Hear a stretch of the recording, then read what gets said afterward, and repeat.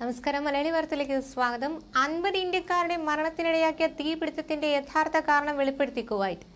Mangaf labour ക്യാമ്പിലെ തീപിടുത്തം വൈദ്യുതി ഷോർട്ട് സർക്യൂട്ട് കാരണമെന്നാണ് കുവൈറ്റ് സ്ഥിരീകരിച്ചിരിക്കുന്നത്. ഫ്ളാറ്റിലെ സെക്യൂരിറ്റി ജീവനക്കാരന്റെ മുറിയിൽ സൂക്ഷിച്ചിരുന്ന പാചകവാതക സിലിണ്ടർ ചോർന്നാണ് തീപിടുത്തമുണ്ടായതെന്ന് നേരത്തെ പ്രാദേശിക മാധ്യമങ്ങൾ റിപ്പോർട്ട് ചെയ്തിരുന്നു. ഷോർട്ട് സർക്യൂട്ടാണ് ദുരന്ത കാരണമെന്നാണ് കുവൈറ്റ് അഗ്നിരക്ഷാ സേന ഇപ്പോൾ വ്യക്തമാക്കിയിരിക്കുന്നത്. ഫ്ളാറ്റിലെ സെക്യൂരിറ്റി ജീവനക്കാരന്റെ മുറിയിൽ ഉൾപ്പെടെ പരിശോധിച്ചാണ് അന്തിമ നിഗമനത്തിലെത്തിയത്.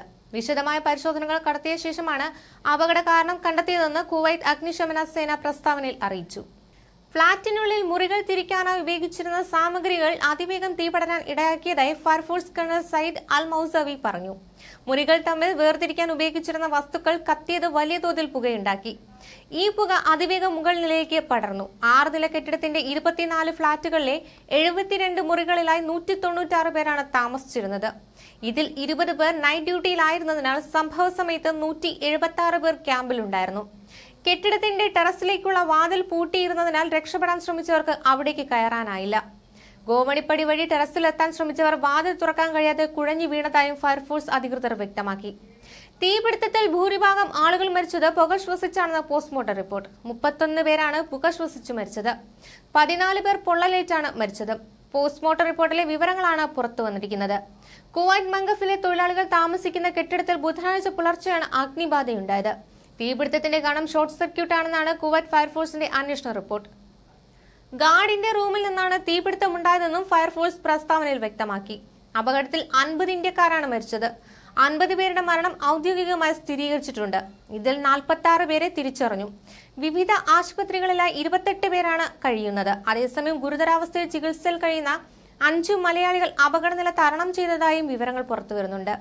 മരിച്ചവരുടെ എണ്ണം കേരളത്തിൽ 23, തമിഴ്നാട് 7, ഉത്തർപ്രദേശ് 4, ആന്ധ്രാപ്രദേശ് 3, ബീഹാർ 2, ഒഡീഷ 2, ജാർഖണ്ഡ് 1, കർണാടക 1, മഹാരാഷ്ട്ര 1, പഞ്ചാബ് 1, പശ്ചിമബംഗാൾ 1 എന്നിങ്ങനെയാണ്.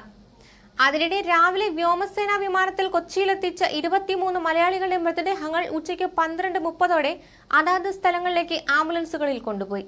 നെടുമ്പാശ്ശേരി വിമാനത്താവളത്തിൽ വെച്ച് മുഖ്യമന്ത്രിയും മന്ത്രിമാരും മറ്റു നേതാക്കളും മരിച്ചവരുടെ കുടുംബാംഗങ്ങൾക്ക് അന്തിമോപചാരം അർപ്പിച്ചു. സംസ്ഥാനത്തിന്റെ ഔദ്യോഗിക ബഹുമതികളോടെയാണ് മൃതദേഹങ്ങൾ പോലീസ് അകമ്പടിയുടെ വിവിധ സ്ഥലങ്ങളിലേക്ക് കൊണ്ടുപോയത്. കസ്റ്റംസ് ക്ലിയറൻസ് അടക്കമുള്ള നടപടിക്രമങ്ങൾ പൂർത്തിയാക്കി 11:45 മൃതദേഹം ഒന്നിച്ചു പുറത്തെത്തിച്ചു. പൊതുദർശനത്തിനായി പ്രത്യേക സ്ഥലം സജ്ജമാക്കിയിരുന്നു. മൃതദേഹം പുറത്തേക്ക് എത്തിച്ചപ്പോൾ ഉറ്റവരുടെ സങ്കടം അണപൊട്ടിയൊഴുകി. രാവിലെ മുതൽ കാത്തുനിന്ന ഉറ്റവരുടെ കണ്ണീരും വിലാപങ്ങളും ആരുടെയും ഹൃദയം തകർക്കുന്നതായിരുന്നു. തമിഴ്നാട്ടുകാരായ 7 പേരുടെയും കർണാടകയിലെ ഒരാളുടെ മൃതദേഹം കൊച്ചിയിൽ ഇറക്കി അതാത് സംസ്ഥാനങ്ങൾക്ക് കൈമാറി. തമിഴ്നാടിന്റെ ന്യൂനപക്ഷ ക്ഷേമ വകുപ്പ് മന്ത്രി നെടുമ്പാശ്ശേരിയിൽ എത്തിയിരുന്നു. കേന്ദ്ര വിദേശകാര്യ സഹമന്ത്രി കീർത്തി വർദ്ധൻ സിംഗ് കുവൈറ്റിൽ നിന്ന് മൃതദേഹങ്ങൾ അനുഗമിച്ചിരുന്നു. ഓരോ മൃതദേഹവും പ്രത്യേക ആംബുലൻസുകളിൽ പോലീസ് അകമ്പടിയോടെ വീടുകളിലേക്ക് കൊണ്ടുപോയി. 23 പേരിൽ 12 മലയാളികളുടെ സംസ്കാരം ഇന്ന് തന്നെ നടക്കും. ന്യൂസ് ഡെസ്ക് മലയാളി വാർത്ത.